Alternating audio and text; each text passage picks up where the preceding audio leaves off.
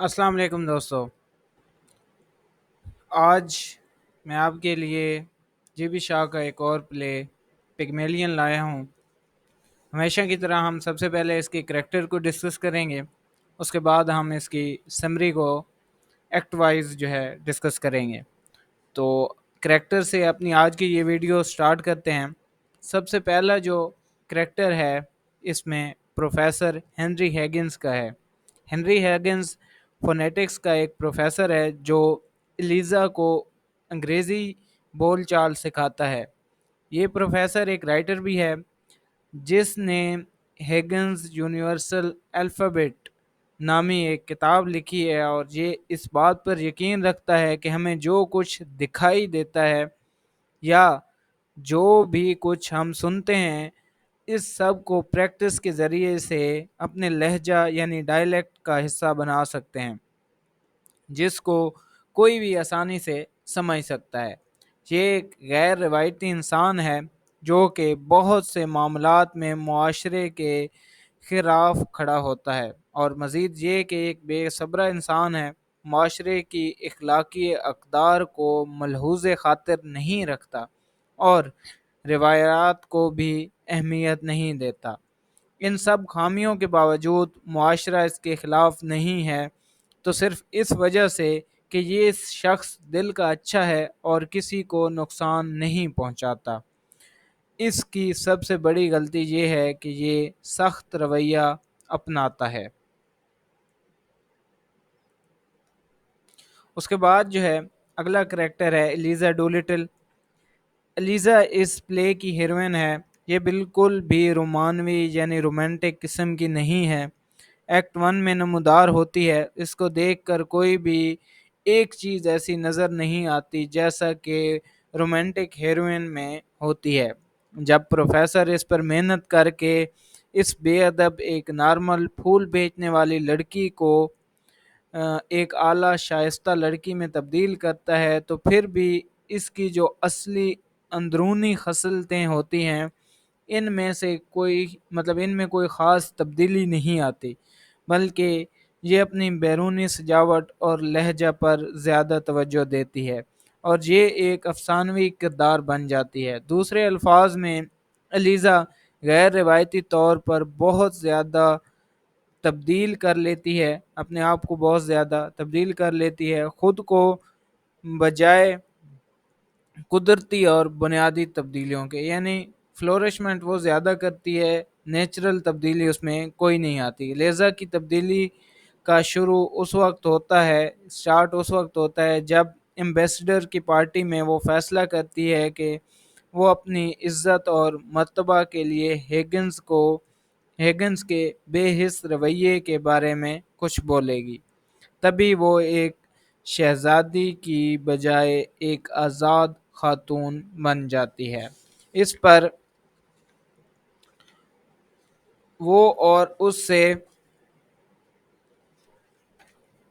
इससे ये ज़ाहिर होता है कि प्रोफेसर हैगिंस ने एलिज़ा को अपने गले का तोक समझकर उस पर मेहनत नहीं की, बल्कि काबिल तारीफ़ मखलूक बनाने के लिए उस पर एक वक्त लगाया है, ताकि हर कोई उसकी तारीफ़ करे और उसको अच्छा समझे। उसके बाद जो अगला करैक्टर है कर्नल पिकरिंग का है। कर्नल पिकरिंग जो कि स्पोकन संस्कृत के राइटर हैं, प्रोफेसर के हम पल्ला इंसान है, यानी ये भी फोनेटिक के मैदान में हैं, लेकिन प्रोफेसर के बरक्स इनकी तबीयत बहुत सादा और खुश मिजाज है।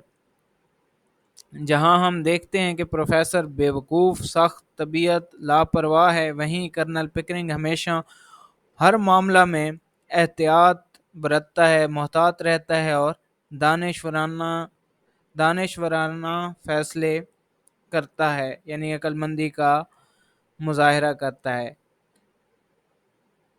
इस प्ले में इसका किरदार बहुत कम दिखाया गया है, लेकिन वो जहाँ पर ज़ाहिर होता है ज़्यादातर प्रोफेसर को अच्छे मशवरे और ताकीद करता रहता है।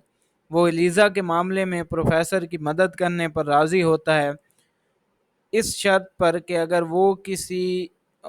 वो इसको एक शहज़ादी बनाने में कामयाब होता है, तो इस सारे तजर्बा के अखराजात کرنل پکرنگ اٹھائے گا یعنی میں اٹھاؤں گا۔ تاہم پروفیسر صرف لیزا کو بول چال سکھاتا ہے، نہ کہ معاشرتی اقدار۔ یہ کرنل ہی ہے جو کہ اس کو یہ چیز سکھاتا ہے کہ اپنی عزت کیسے کروانی ہے اور دوسروں کی عزت کیسے کرنی ہے۔ اس کے بعد اگلا کریکٹر ہے الفرڈ ڈولٹل کا۔ الفرڈ ایلیزا کا باپ ہے جو مضبوط اعصاب والا یعنی اچھی جان والا ڈسٹ مین ہے، اور اس کی 6 بیویاں ہیں۔ بظاہر یہ بے ضمیر نظر آتا ہے، بے ضمیر انسان ہے جو کہ کسی بھی قسم کی ذمہ داریوں سے آزاد ہے۔ جب اسے پتہ چلتا ہے کہ اس کی بیٹی پروفیسر کے گھر ہے، وہ اس کا پیچھا کرتا ہے اور اس کوشش میں ہے کہ اس کے بدلے اسے کچھ رقم مل جائے۔ اس کی بیان بازی اور بے شرمی اور بیجا شراب و کباب دوسرے کے پیسے سے کھانے کے حق میں بولنے پر پروفیسر کو اس کی پرسنالٹی جو ہے عجیب اور مزاحیہ لگتی ہے۔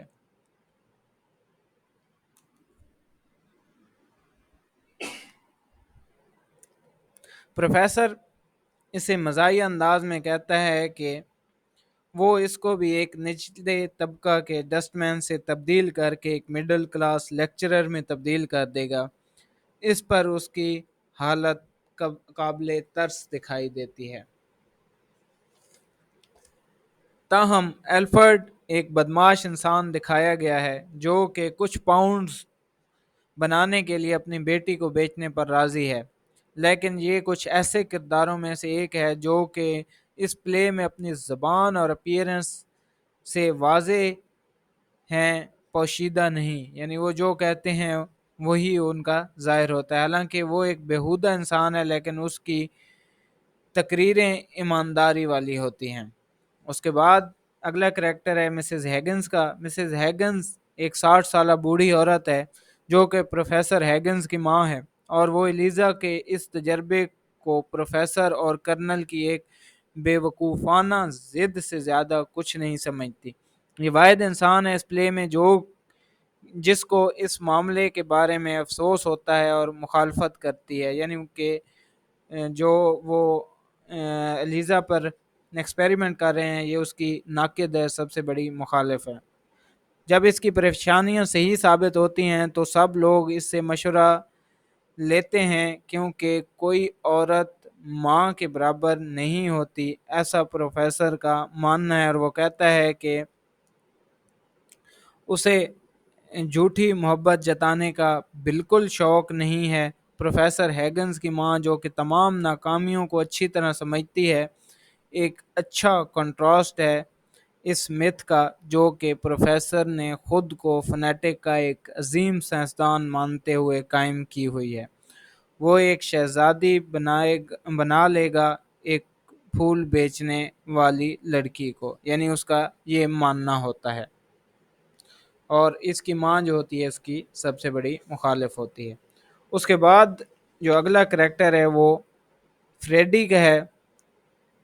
مسز اینسفولڈ اور اس کے 2 بچے، فریڈی بیٹا اور اس کی جو بیٹی ہے وہ ہے کلارا۔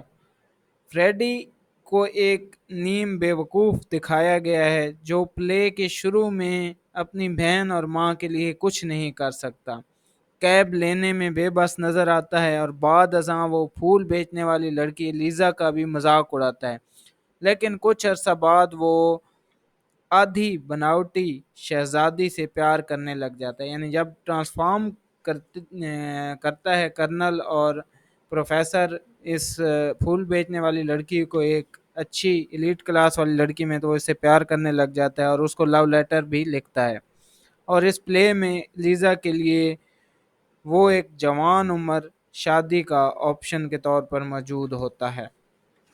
تو دوستو یہ تھے اس کے کریکٹرز، اور اگلی ویڈیو میں ہم اس کے جو ہیں ایکٹس کو ڈسکس کریں گے۔ اگلی ویڈیو تک کے لیے اجازت دیجیے، اللہ حافظ۔